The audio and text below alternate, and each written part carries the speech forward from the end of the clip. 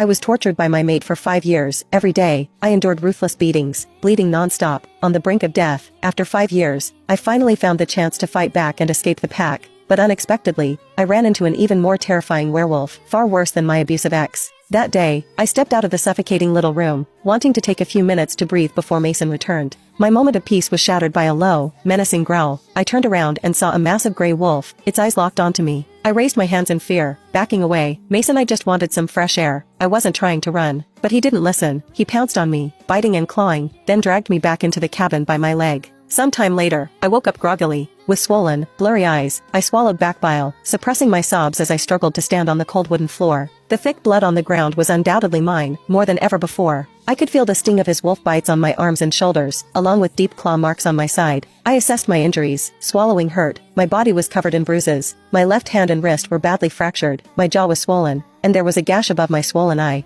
I was sure I had a concussion from how hard he had slammed my head. Then I saw the knife on the floor, and remembered what had happened. I dragged myself across the kitchen floor and saw him, my so-called partner, Beta Mason, lying face down in a pool of his own blood. When he attacked me again, I finally fought back with a knife, and now he was the one on the ground. I didn't know if he would wake up. Werewolves had abilities humans didn't, like rapid healing. My eyes darted to the door. This was my only chance. If I ran and got caught, they'd kill me. If I stayed, they'd kill me anyway for what I'd done, just because the one on the ground was a beta. Better to try than wait for death. I forced myself up, turned the doorknob with trembling hands, and walked out without looking back. The cabin was hidden deep in the woods. I didn't know which forest this was, but I knew that if I could leave the territory, I'd be free. I found a car, started the engine, and drove away from their lands. But my injuries made me weaker by the minute. My broken hand couldn't grip the wheel properly. The pain made me nauseous and dizzy. Then it started raining, making it even harder to see. I nearly crashed on a turn. If I did, they'd find me for sure. The close call sent another surge of adrenaline through me. I decided to abandon the car and go on foot. The rain would help wash away my scent.